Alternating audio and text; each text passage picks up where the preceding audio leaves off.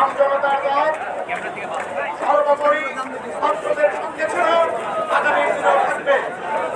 আমজনতার দলের পক্ষ থেকে আমি আর একটু আদর্শ দিয়ে যাচ্ছি, এই দাবিকে আমরাও সমর্থন জানাই। একত্রতা প্রকাশ যতদিন পর্যন্ত পর্যন্ত এই দাবি আদায় না হবে, ততক্ষণ পর্যন্ত জগন্নাথ আমজনতার দল থাকবে।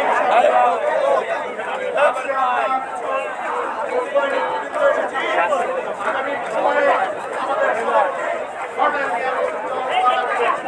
আপনাদের পাশে বসবেন এবং যতক্ষণ পর্যন্ত এই দাবি আদায় না হবে আমরা মাঠ ছাড়ব না।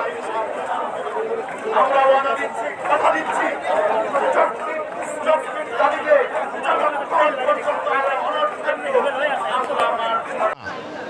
আমরা বলতে চাই, আমাদের শিক্ষার্থী ভাইদের উপর যেভাবে নির্মমভাবে গতকালকে আক্রমণ চালানো হয়েছে তার তীব্র নিন্দা এবং প্রতিবাদ জানাই। সরকার বাহাদুরকে বলতে চাই, এক বোতলে যদি সিটি স্ক্যান হয় তাহলে হাজারো লাঠির বাড়ি থেকে এখনো কেন দাবির নাম মেনে নেওয়া হচ্ছে না? সিটি স্ক্যানের কি এমন হয়েছিল? মাহফুজ আলমের সিটি স্ক্যান করা হলো, আর আমার ভাইয়েরা এখন রাজপথে বসে আছে, রক্ত জড়িয়েছে, ঘাম জড়াচ্ছে, লাঠির বাড়ি খাচ্ছে, তাদের যৌক্তিক দাবি মেনে নেওয়া হচ্ছে না। আর কত অপেক্ষা করতে হবে? আর কত মিনিট ঘন্টা দিন পেরিয়ে যাবে আমরা জানতে চাই আপনাদের কাছে। তাই কালক্ষেপণ না করে অবিলম্বে আমাদের ভাইদের যৌক্তিক দাবিগুলো মেনে নেন।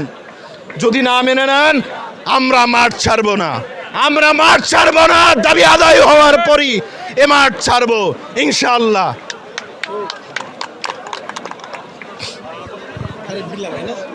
ধন্যবাদ। জগন্নাথ বিশ্ববিদ্যালয়ের আন্দোলনের সাথে একাত্মতা পোষণ করার জন্য